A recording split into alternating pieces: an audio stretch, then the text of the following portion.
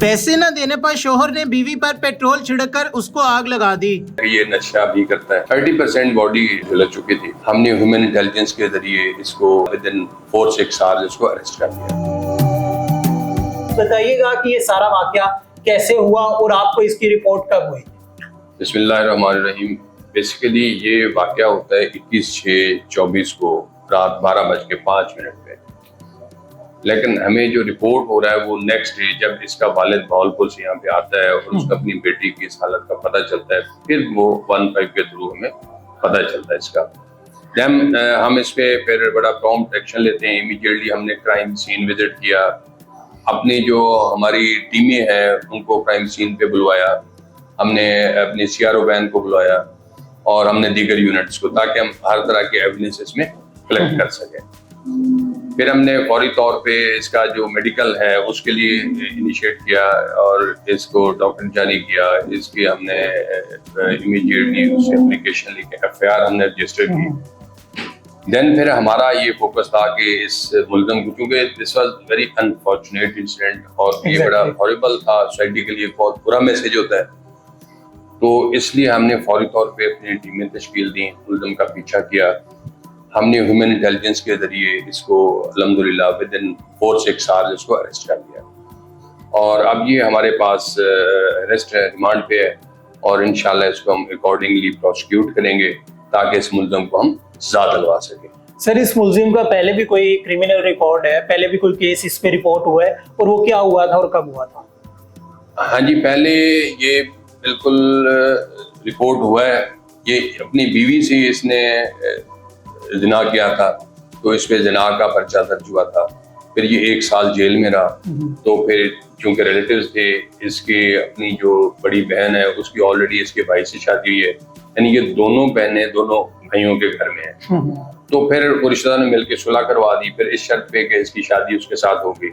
और ये सुनने में आया कि ये नशा भी करता है और इसी वजह से ये खौफनाक जो है वाकया पेश है। बताइएगा कि इस इंसिडेंट की वजह क्या है? ये जो लड़का है, जो मुल्जिम है, ये कोई काम वगैरह भी करता है?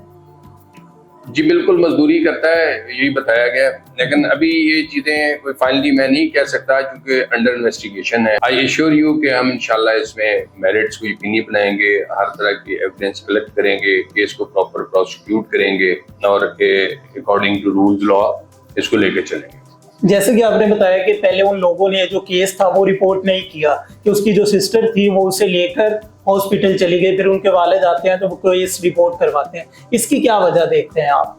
इसकी वजह ये है कि क्योंकि उसकी बड़ी बहन की शादी भी उतरी हुई है, जब उसने देखा कि मेरी बहन इस तरह आग से झुलस गई है तो वो इमीडिएटली लेके उसको नीचे चले जाते हैं। फिर नेक्स्ट डे इसका फादर जब यहाँ पे आता है, फिर वो थ्रू 15 कॉल ये केस रिपोर्ट करता है। जब ये केस आपके पास रिपोर्ट होता है तो जो विक्टिम थी उसके कितने % जो बॉडी थी वो झुलस चुकी थी और अब उसकी क्या कंडीशन है? 30% बॉडी जिस तरह डॉक्टर्स ने बताया है वो झुलस चुकी थी, तो अल्हम्दुलिल्लाह वो स्टेबल है, अंडर ट्रीटमेंट है और वी आर होपफुल कि इंशाल्लाह वो सेहतयाब होगी।